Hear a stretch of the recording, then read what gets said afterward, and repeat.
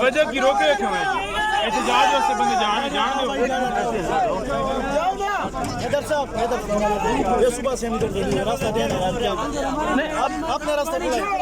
آپ لوگوں نے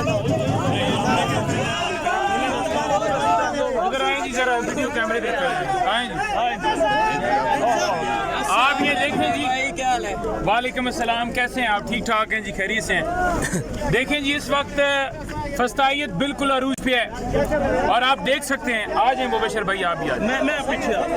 آپ دیکھ سکتے ہیں آگے دیکھیں جی اس وقت فسطائیت جو ہے وہ یہاں عروج پر ہے اور کپتان عمران خان صاحب نے حکم دیا تھا کہ ہم نے پرامن احتجاج کرنا ہے پہلے تو ہم جلسے کے لیے ہم نے استدعا کی لیکن وہ ہماری قبول نہیں کی گئی پھر پرامن احتجاج کے لیے ہم نے کہا کہ ہم لیاقت باغ کے اندر پرامن جو ہے احتجاج کریں گے لیکن ہوا کیا ہوا یہ کہ آج کا دن مختص تھا ہفتے کا اور احتجاج کی طرف لوگ بڑھ رہے تھے آپ دیکھ سکتے ہیں کہ اس وقت بھی آپ دیکھ سکتے ہیں کہ کنٹینر لگائے گئے ہیں کہ راستے سارے بند کیے جائیں لیکن عوام کا سمندر جو ہے وہ نکلا ہے سیدھی گولیاں چلائی گئی ہیں لوگوں پر سیدھے فائر کیے گئے ہیں شیلنگ کی گئی ہے شیلنگ برسائی گئی ہے خواتین پر بچوں پر بزرگوں پر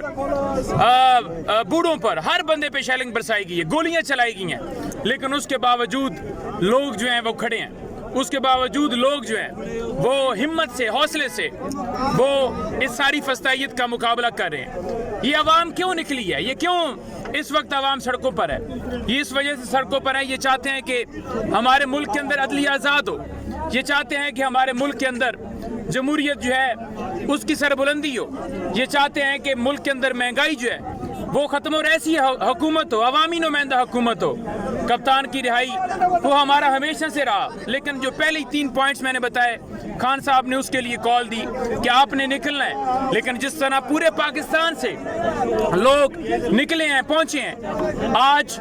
آج کے دن میں موٹر وے جو ہے وہ بھی بند کی گئی ہمارے قافلے مختلف جگہوں سے آنے تھے لاہور سے جنوبی Punjab south Punjab north Punjab central Punjab بہت زیادہ آنے تھے